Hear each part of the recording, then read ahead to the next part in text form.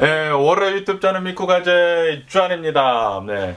오늘은 또 오랜만에 이렇게 또 칠판 앞에 이렇게 또 앉았네요. 그러면서 먼저 이렇게 또 드리고 싶은 이 말씀은, 우선 저는 이 경제 전문가가 아닙니다. 경제 전문가도 아니고, 그리고 주식 증권 거래소에서 일을 하는 것도 아니고, 아무것도 아닌 그냥 일반인입니다. 일반인이기 때문에 그냥 제가 이렇게 또 말씀드리는 거는 그냥 이제 참고만 하시면은 좋지가 않을까라고 이렇게 생각이 들면서, 그러면서 오늘 이렇게 또 말씀드리고 싶은 거는, 여러분들은 어떻게 이 올해 주식시장이 어떨 것 같나요? 어떻게 이렇게 또 생각을 하시나요? 네. 그러면서 오늘은 제가 이제 올해 주식시장이 어떻게 될 건지 대강 이렇게 한번 제 생각을 한번 전해드려 볼까 합니다. 우선 돈에 대해서 한번 말씀드려 볼게요. 여러분들 이제 돈은 어떻게 생기는지 아십니까? 돈이라는 것은 국가가 이렇게 또 생기면 국가에서 이렇게 또 돈을 만들지 않습니까? 돈을 이렇게 또 만들면서 사람들한테 이제 돈을 빌려준단 말이에요. 이제 은행에서 이제 돈을 이렇게 또 빌려주지 않습니까? 만약에 이제 국가에서 돈을 이렇게 또 만들었어요. 100을 만들었어요. 100달러라고 해요. 100달러라고 치고, 어느 이제 국가가 이렇게 또 생겨가지고, 그 100달러라는 돈을 이렇게 또 만들었다고 칩시다. 100달러라는 이 돈을 이렇게 또 만들어가지고, 사람들이 이제 이 비즈니스를 하거나 이제 살아가는 데 있어가지고, 돈이 필요하지 않습니까? 그래서 어떤 A라는 사람이 이 은행에 가서 이제 100달러를 빌립니다. 그런데 이제 100달러를 빌릴 때, 이게 이 100달러가 그냥 꽁돈이 아니지 않습니까? 이게 연 5%, 지금 대략 5%이지 않습니까? 연 5%의 이자율로 은행에서는 이 A라는 사람한테 돈을 빌려줍니다. 그러면은 이 A라는 사람은 이 100달러를 가지고 일을 해가지고 투자를 하거나 아니면 농기구 같은 거 이렇게 또 사거나 해가지고 일을 해가지고 돈을 벌어가지고 1년 뒤에는 105달러를 은행에다가 이렇게 또 줘야 하지 않습니까? 그런데 생각을 해보신다고 하면은, 분명히 국가라는 게 이제 처음에 생겨나가지고 처음에 이제 100달러라는 것을 이렇게 또 만들어냈어요. 그런데 이 5달러는 도대체 어디서 나오는 것이냐? 이 5달러는 도대체 어디서? 은행에서는 분명히 이 이자율 5%의 이자율로 돈을 빌려줬는데, 이제 나중에 갚을 때는 분명히 시중에는 100달러밖에 없는데 이 5달러라는 게 이게 문제이지 않습니까? 그러다 보니까 아시다시피 어느 한 나라를 이렇게 또 본다고 하면은 그 국가에 그 부채가 엄청나게 이렇게 또 많지 않습니까? 그러니까 어느 한 나라가 이렇게 또 생겨가지고 이 나라가 이제 돈을 이렇게 또 만들어낸다고 하면은 항상 부채는 생겨날 수밖에 없습니다. 부채는 생겨날 수밖에 없어요. 부채는 계속 올라갈 수밖에 없는 그런 시스템이 바로 이 돈의 시스템입니다. 이 돈의 시스템이 바로 빚이라는 그런 소리죠. 빚은 계속 올라갈 수밖에 없는 그런 이 구조를 이렇게 또 가지고 있어요. 그렇기 때문에 이런 거를 이제 이렇게 많이 하지 않습니까? 국가에서 이제 돈을 만들어내 가지고 은행이 이제 이자를 받아 가지고 사람들한테 막 이제 돈을 빌려줘. B라는 사람한테 빌려주고, C라는 사람한테 빌려주고, D라는 사람한테 다 이렇게 또 빌려주지 않습니까? 빌려준 다음에 그 다음에 이 사람들이 비즈니스를 하거나 돈을 잘 굴려가지고 나중에는 이제 1년 뒤에 이제 돈을 다 갚아야 된단 말이에요. 갚아야 되는데, 그런데 이 중에서 이 400달러라는 게 만약에 돈이 이렇게 계속 이렇게 만들어내가지고 이 시중에 있는 돈보다 이제 나중에는 더 많이 5%를 더해가지고 이 은행에다가 이렇게 또 줘야 하는 것이지 않습니까? 줘야 하는데, 그런데 분명히 이 5%라는 게 다른 데서 뺏어와야 한다라는 거거든요. 다른 데서 뺏어와야 하기 때문에 어쩔 수 없이 이 돈이라는 시스템은 나중에 간다고 하면은 이 낙오자가 생겨날 수밖에 없는 그런 시스템입니다. 낙오자가 생기는 시점이 언제이신지 아십니까? 바로 이 낙오자가 생기는 시점, 뱅크러시 막 계속 이렇게 또 많이 하는 그런 시점이, 그게 바로 경기 침체의 시작이다 라고 이렇게 또 말씀드릴 수가 있다라는 그런 소리죠. 그래서 제가 이제 여기서 이렇게 또 말씀드리고 싶은 거는, 이 돈이라는 시스템, 이 자본주의라는 그 시스템을 본다고 하면은 돈이라는 것은 곧 빚이거든요.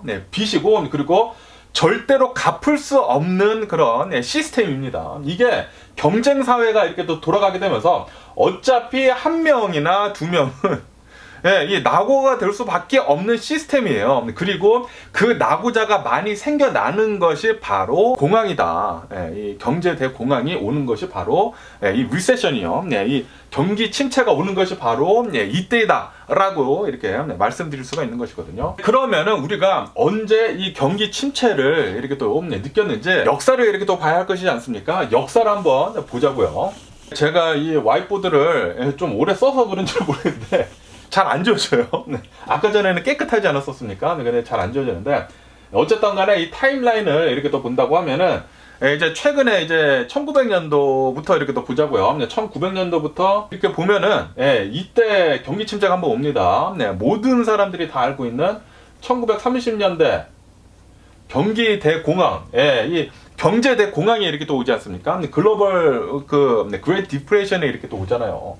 그때 경기 침체가 한번 세게 이렇게 또 오고요. 그리고 1945년도쯤에 세계 2차 대전이 이렇게 또 일어나게 되면서 경기 침체가 시게 이렇게 또 오고요. 그리고 1970년대 초 그때 5.1 파동이 일어나게 되면서 경기 침체가 한번 오고, 그리고 2차 이 5.1 파동이 오죠. 1980년대 2차 경기 침체가 이렇게 또 오고, 그리고 1990년대에는 이때는 일본 경제 대공황이 이렇게 또 오지 않습니까? 1990년도 이제 초에는 일본부터 이렇게 또 무너지기 시작을 해가지고 이제 나중에 한국에 IMF 사태까지 이렇게 또 터지지 않습니까? 이때는 아시아 국가들 그리고 뭐 라틴 아메리카 국가들 이런 곳에서 좀 이제 경기 침체가 이렇게 또 많이 일어났었거든요.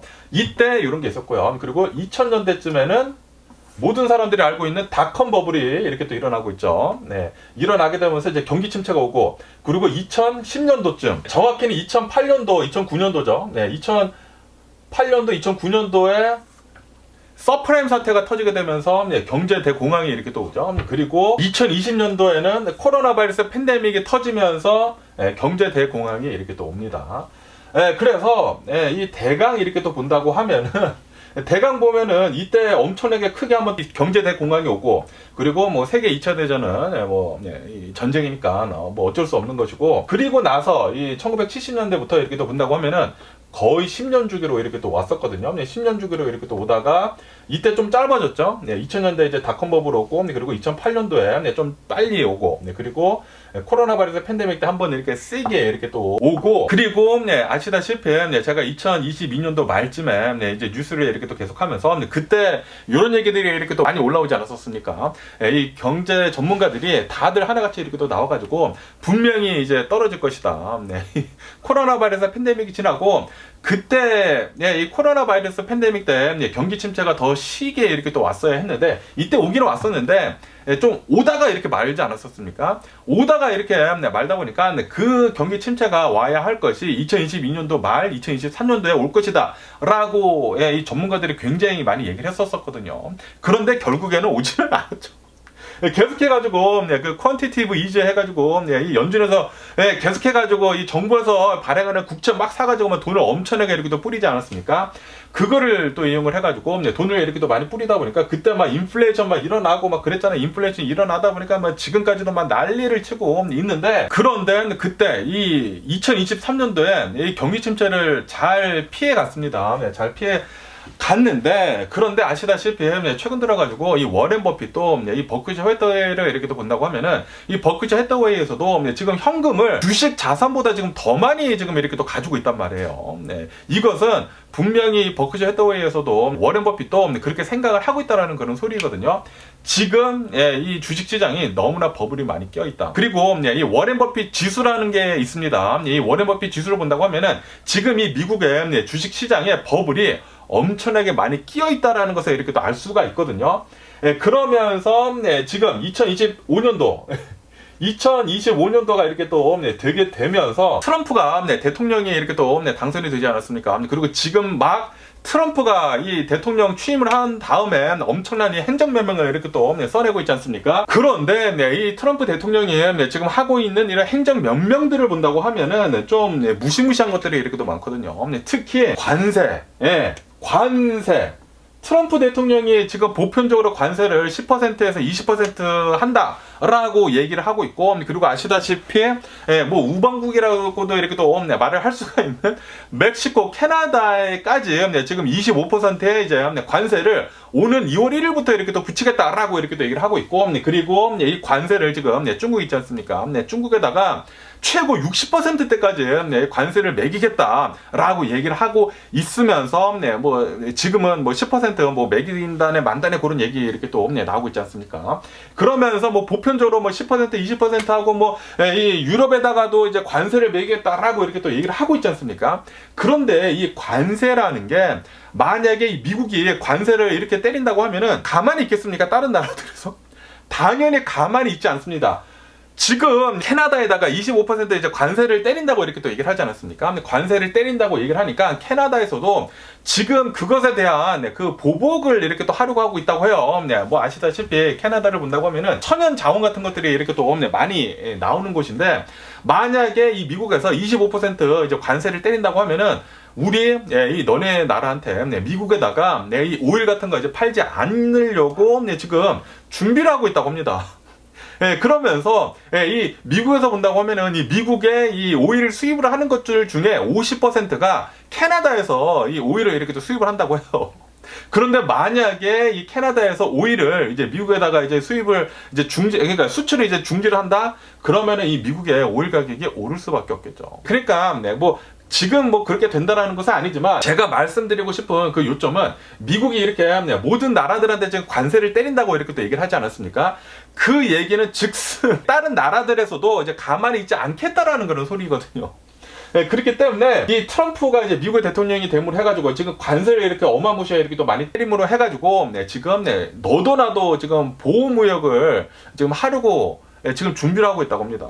그리고 이렇게 이 옛날 이 히스토리를 본다고 하면은 딱 1930년대쯤에 이때 미국이 이 관세를 엄청나게 많이 때렸다고요. 이때 관세를 엄청나게 많이 때리게 되면서 그때 이 미국뿐만이 아니라 세계 이 곳곳의 나라들에서 다들 관세를 올려버렸다고 한다고 합니다. 이렇게 관세를 올려버린다고 하면은 서로 이제 나라들에서 이렇게 어쩔 수 없이 무역을 해야 하는 것이 있거든요. 그렇기 때문에 이런 무역을 하게 되면서 갑자기 물가가 이렇게 또 올라가다 보니까 이 물가가 올라가게 되면서 서로의 이제 경제가 그때부터 망가지기 시작을 한다고요. 그래서 그때 이 미국에서 관세를 보편적으로 엄청나게 많이 올린 다음에 이 세계 경제 대공황이 이렇게 또 시작이 됐다라고도 나오고 있다고 하거든요. 그런데 지금 트럼프 대통령이 2025년도에 지금 관세를 지금 막 매기려고 하고 있지 않습니까? 이 매기려고 하고 있는 것을 본다고 하면은 1930년대 그 경제 대공황이 스멀스멀 이제 냄새가 나고 있다라는 그런 소리죠. 그것뿐만이 아니라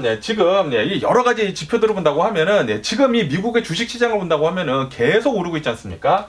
주식 시장이 계속 오를 수가 없습니다. 제가 아까 전에도 이 돈 그 얘기하지 않았습니까? 근데 돈이 만들어지는 그 과정이, 돈을 만들어가지고 이제 뿌린다고 하면은 사람들이 이제 돈을 가지고 이제 비즈니스를 한 다음에 거기에서는 어차피 나고자가 생겨날 수밖에 없는 그 시스템이 바로 이제 돈이라는 시스템이거든요. 그렇기 때문에 지금 이 주식시장이 계속 오르고 있는데 2020년대부터 이제 주식시장이 계속 이렇게 오르고 있는데 코로나 바이러스 팬데믹이 끝나면서 오르고 있는데 이게 뭐 역대 최고치를 계속 갱신하고 있고, 그리고 뭐 워렌 버핏 그 지수를 이렇게 또 본다고 하더라도 지금 뭐 투자를 할 데가 없다라고 얘기를 하면서 지금 너무나 버블이 많이 끼어 있다라는 얘기들이 이렇게 또 많이 나오고 있지 않습니까? 그렇기 때문에 지금 이 여러 가지 이제 지표들을 본다고 하면은 이 트럼프 대통령 2025년도에 좀 이 경기 침체가 올 가능성이 굉장히 높지 않을까라고 저는 이렇게 또 생각이 들더라고요. 제가 2007년도에 결혼을 했거든요. 2007년도에 결혼을 해가지고 하와이로 이 신혼여행을 떠났습니다. 2007년도가 딱 리만 브라더스 사태가 딱 일어날 때이잖아요. 그런데 제가 하와이에 이 신혼여행을 이렇게 딱 가가지고 그때 호텔에 이렇게 딱 있는데, 호텔에 있으면서 이제 뉴스를 봤거든요. 뉴스를 보니까 그때 막 뉴스 막 올라오고 있는 게 지금 미국의 주식시장이 역대 최고치를 계속 갱신을 하고 있다라고 이렇게 얘기가 나오면서 그때 분위기가 너무 좋은 거예요. 이 미국은 계속해가지고 번영을 할 것이며 미국의 주식시장은 계속 이렇게 또 올라갈 것이다. 지금 계속 올랐는데 앞으로도 더 오를 것이다 라는 그런 뉴스가 막 올라오더라고. 그러면서 뭐 역대 최고치, 뭐 나스닥이면 S&P 500이면 뭐 다우존스 다 역대 최고치를 계속 갱신하고 있다 라는 그런 뉴스가, 예, 제가 이제 신혼여행을 가면서 하와이에서 그 뉴스를 이렇게 또 봤었거든요. 그런데 2007년도에 리만 브라더스 사태가 이렇게 딱 터지지 않습니까? 터진 다음에 2년 동안 주식시장이 완전히 개박살 나는데 진짜 엄청나지 않았습니까? 예, 이 리만 브라더스 사태, 이 서프라임 사태가 이렇게 또 딱 터지게 되면서 진짜 세계 경제 대공황이 이렇게 또 왔잖아요. 네, 전 세계적으로 이 주식시장이 다 내려가지 않았었습니까? 예, 그러니까 이제 제가 이제 말씀드리고 싶은 거는 지금 미국의 주식시장이 역대 최고치를 계속 이렇게 또 갱신하고 있는데, 그러면서 지금 계속 이 뉴스에서 나오고 있지 않습니까? 이 미국의 대통령이 트럼프가 되게 되면서 이 미국의 기업들한테 좋은 정책들만 나올 것이다. 그렇기 때문에 앞으로도 이 미국의 주식시장은 밝을 것이다 라고 이제 많이들 나오고 있거든요. 많이들 나오고 있는데, 그런데 이 주식시장의 붕괴는 그 누구도 모릅니다. 아무도 몰라요. 네, 아무도 모르고. 그리고 제가 아까 전에 말씀드렸다시피 신혼여행을 갔었을 때, 2007년도에 신혼여행을 갔었을 때, 그때도 그 위기가 있었는데, 그때 그 당시에는 막 뉴스 채널에서 사람들이 나와가지고 막 웃으면서 미국의 주식시장은 진짜 튼튼하다라고 그렇게 얘기를 하고 있었는데, 그런데 결국에는 엄청난 경기 침체가 왔죠. 그렇기 때문에 지금 이 미국의 이 주식시장이 계속 뭐 사상 최고치를 계속 경신을 이렇게 하고 있지 않습니까? 그러면서 이 부자들은 좀 돈을, 워렌 버핏을 보면 아실 수 있지 않습니까? 워렌 버핏은 지금 현금 자산을 엄청나게 이렇게 또 많이 모아두고 있습니다. 그리고 아시다시피 제가 이 주식을 이렇게 또 하면서 워렌 버핏을 좀 이제 많이 이제 영감을 받아서 이제 주식을 이렇게 또 하거든요. 그렇기 때문에 저는 이 주식 투자를 하는 데 있어가지고 워렌 버핏을 좀 이제 많이 이제 보고 주식을 이렇게 또 투자를 하는데 결정을 하거든요. 그런데 지금 현재 이 워렌 버핏 님이 지금 이 버크셔 해서웨이에서 이 주식 자산을, 현금 자산을 이렇게 많이 쌓아두고 있다라는 그런 소리는 분명히 조만간 어떤 일이든지 일어나는 게 아닌가라고 생각이 듭니다. 그런데 이제 워렌 버핏 같은 경우를 본다고, 이 버크셔 해서웨이 같은 경우를 본다고 하면은 솔직히 말해가지고 2022년도부터 현금 자산을 계속 많이 모으고 있습니다. 그런데 이 워렌 버핏이 한 얘기가 있지 않습니까? 이 주식시장은 이 야구를 이렇게 또 하는 것을 비교를 한다고 하면은 스트라이크 이렇게 계속 공이 날아오고 있지 않습니까? 볼 같은 거는 안 때려도 된다. 볼 같은 거 안 때린다고 하더라도 주식시장에서는 포볼이 없다. 그렇기 때문에 좋은 공이 날아올 때까지 그냥 기다리면 된다. 좋은 공은 어차피 한 번은 날아온다 라고 이 워렌 버핏이 이렇게 또 얘기를 했거든요. 그렇기 때문에 이제 지금 이 버크셔 해서웨이도 제가 생각을 하는 게 2022년도부터 계속 지금 공을 기다리고 있는 것 같아요. 좋은 공이 날아올 때까지 지금 기다리고 있는 것 같습니다.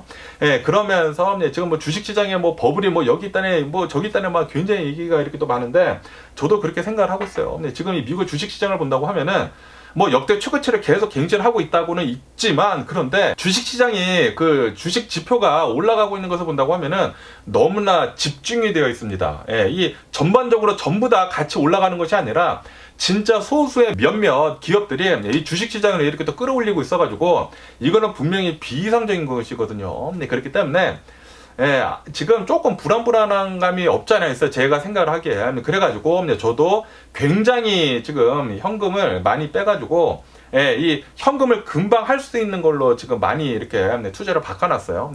그러니까 다시 말해가지고 제가 생각을 하기에는 이 워렌 버핏처럼 지금 현재로서는 현금을 가장 많이 가지고 있는 게 가장 이 좋은 현명한 방법이 아닌가라고 이렇게 또 생각이 듭니다. 1930년대 이 경제 대공황을 이렇게 또 본다고 하면은 이때까지만 하더라도 뭐 역대 최고치를 계속 이제 막 갱신을 하고 있었다고 해요. 뭐 주식시장이라든지 아니면은 이 부동산이라든지 다 막 역대 최고치를 갱신하고 있다가 경제 대공황이 오자마자 주식시장, 부동산 막 80 몇 % 이상 빠졌다고 합니다. 막 90%대까지 내려갔다고 해요. 다시 말해가지고 만약에 경제 대공황이 이때처럼은 아니겠지만 만약에 이때처럼 온다 그러면은 자산 가격들이 80%에서 90%까지 내려갈 수 있다라는 그런 소리죠. 그래서 그냥 뇌피셜이에요. 뇌피셜인데 지금 이 트럼프가 미국의 대통령이 되게 되면서 제가 생각을 하고 있는 게 지금 관세를 제가 엄청나게 지금 때리고 있지 않습니까? 그리고 지금 대통령이 되므로 해가지고 계속 이제 다른 나라들한테 위협을 하는 게 관세를 가지고 계속 위협을 하고 있습니다. 근데 이 관세를 1930년대 이 대공황 바로 이전에 미국에서 관세를 막 여기저기 뿌리면서 그때 대공황이 온 것도 있거든요. 그게 약간 비슷해 보이는 게 아닌가라고 생각이 들어요. 그래서 지금 이 트럼프가 미국의 대통령이 됐는데, 그런데 이 굉장히 많은 사람들이, 미국에 있는 사람들이 트럼프를 뽑아주지 않았습니까? 이렇게 해라 라고 하면서 뽑아줬잖아요. 그러면서 트럼프가 실제로 이 사람들이 요구한 대로 지금 다 이렇게 더 하고 있습니다. 다 하고 있는데, 그런데 제가 생각을 하고 있는 거는 트럼프는 다 알고 있는 것 같아요. 만약에 이렇게 된다고 하면은 분명히 이런 말도 안 되는 관세를, 솔직히 말해가지고 캐나다나 멕시코나 이런 관세를 때린다고 하면은 이거는 서로 다 너 죽자 나 죽자라는 것밖에 되지 않는 것이거든요. 뭐 분명히 다 나쁜 결과만 나오는 것이 뻔한데, 동맹국들한테까지, 그리고 유럽에다가까지 지금 이 관세를 이렇게 또 매기려고 하고 있다라는 것은, 미국인들이 지금 얘기를 하고 있죠. 이 아메리카 퍼스트, 이 메이크 아메리카 그레이트 어게인 이렇게 얘기를 하면서 너네들 말 들어줄게. 내가 너네들 말대로 한다 라고 해놓고 그걸 한 다음에 다 무너지지 않습니까? 무너지면은 막 80%, 막 90%대까지 무너지게 된다고 하면은 이때 트럼프는 줍줍을 하지 않을까 생각이 듭니다. 그리고 지금 워렌 버핏도 그거를 좀 알고 있는 것 같아요. 알고 있어가지고 현금화를 굉장히 많이 해가지고 현금을 지금 많이 가지고 있는 게 아닌가라고 생각이 듭니다.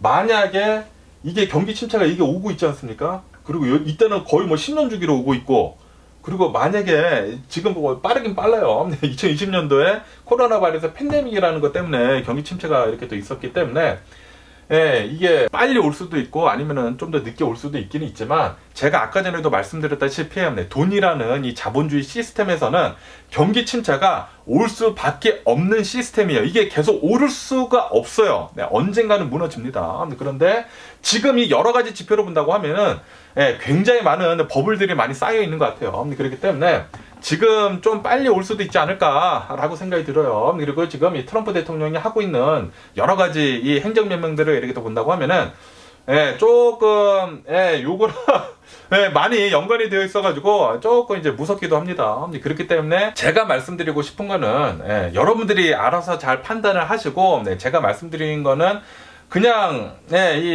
참고만 하세요. 참고만 이렇게 또 하시고, 여러분들이 잘 공부를 하시고 이제 판단을 하셔야 하겠지만, 저 같은 경우를 이제 말씀드린다고 하면은, 저는 이 주식시장에서 거의 다 이렇게 현금화를 해가지고 다른 곳에다가 투자를 했어요. 다른 곳에다가 이렇게 돈이 들어올 수 있게끔 이렇게 또 해놨거든요. 그렇기 때문에 여러분들은 알아서 투자를 잘 하시겠지만, 그런데 여러 가지 이런 것들을 이렇게 또 본다고 하면은 조금 올해 조금 이제 불안한 게 아닌가라고 이렇게 생각이 들기도 합니다. 뭐 어쨌든 간에 오늘도 제 영상 이렇게 또 끝까지 시청해 주셔서 정말 감사드리고 항상 건강하시고 행복하세요. 그럼 안녕히 계세요. 그리고 내일 봐.